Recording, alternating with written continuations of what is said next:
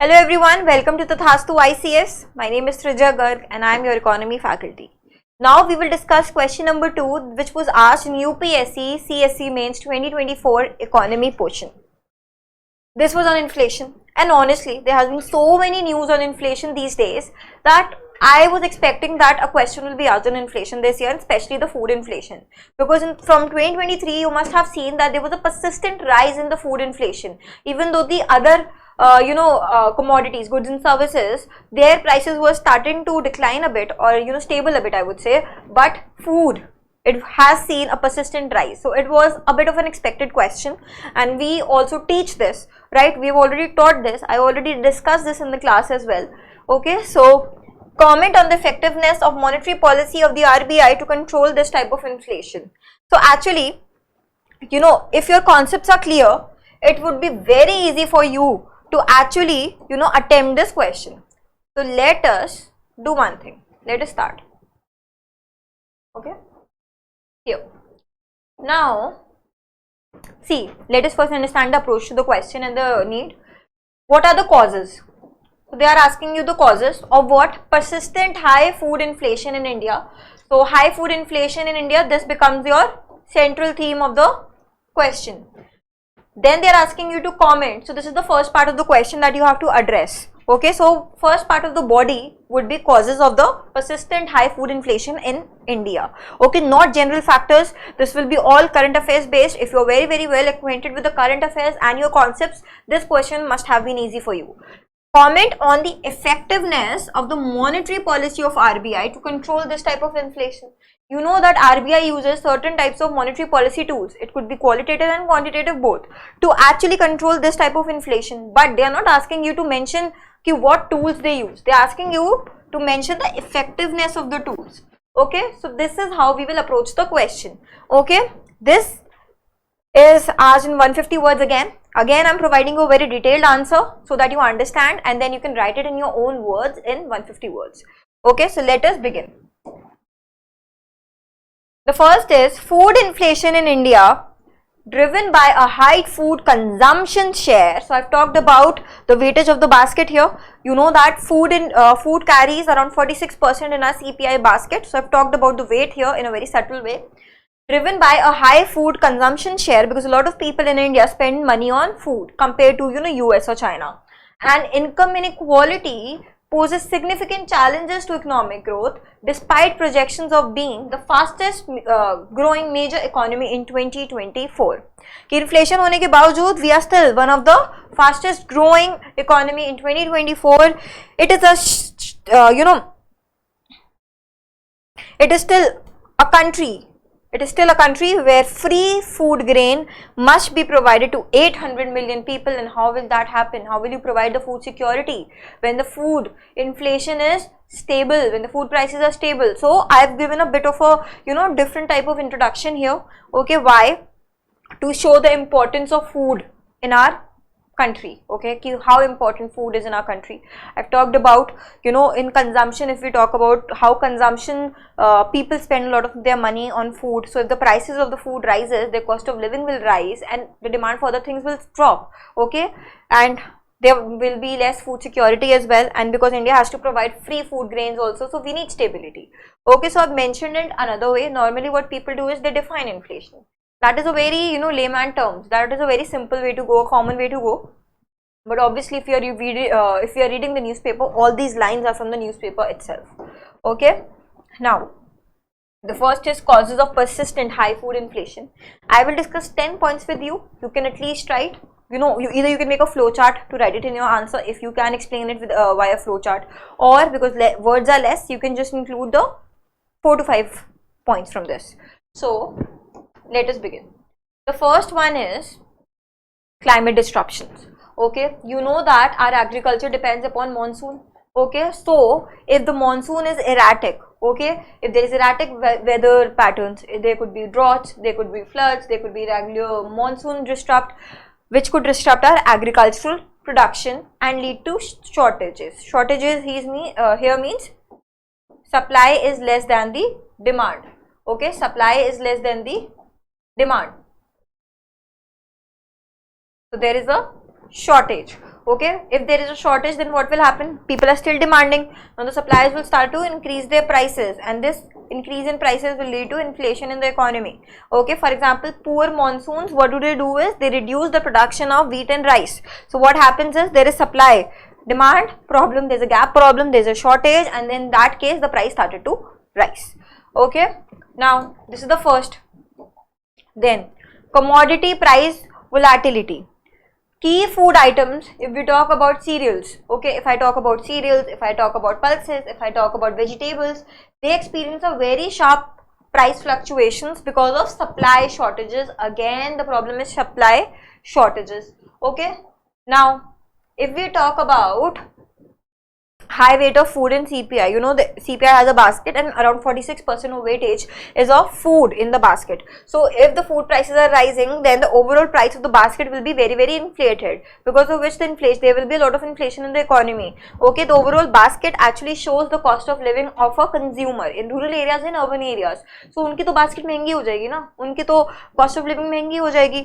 तो food accounts for 46% of India's CPI basket, which makes overall inflation, that is the headline inflation, highly sensitive to food price changes compared to the countries in which the food weightage is less. For example, US का food weightage जो है वो is around 15%, Brazil and China में 20 to 25% ही है. Supply chain disruption, poor infrastructure causes wastage of perishable goods. You know, food is perishable. तो उसमें क्या हो जाएगा, हमारी स्टोरेज फैसिलिटीज ठीक नहीं है, एफिशिएंसी नहीं है, तो उसमें वेस्टेज ऑफ फूड हो जाता है. Again supply problem, again rise in prices. For example post harvest losses भी हुए थे in onions. Okay, then global factors की वजह से भी होता है, जैसे कि इंपोर्ट कॉस्ट हमारी राइज हो जाती है एसेंशियल कमोडिटीज की, जियोपॉलिटिकल टेंशंस हो जाते हैं. Okay, global supply chain disruptions हो जाते हैं. This can also affect the food prices in India. Now, household inflation expectations. Basically, what happens is when the food inflation, there is persistent food inflation. It means that if there is inflation for a very sustained period of time, then हमारी जो expectations है वो यही होती है कि आगे जाके भी price और बढ़ेगा. तो हम क्या करते हैं कि हम अभी demand करना ज़्यादा start कर देते हैं. Again there is a gap. Again what happens, there is a wage price spiral because cost of living बढ़ रही है, then the laborers will ask for more wage, then again the prices will increase, again the wage will laborers will ask for more wage, so it becomes a spiral. Okay, it becomes a built-in inflation. Okay, this can also exacerbate our inflation more.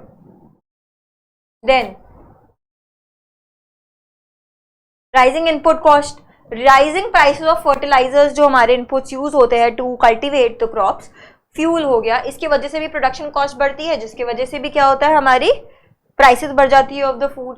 Okay, then government policies. अगर government, आपको पता है, through PDS system they procure goods from the farmers. अगर वो procurement ही delay है और distribution to the states and the ration stops is delayed, then what will happen, again there will be artificial shortages. Okay, जैसे कि rice और wheat postpone हो गया है, ठीक है, उनका नहीं मिला है अभी तक, तो सप्लाई कम हो गई.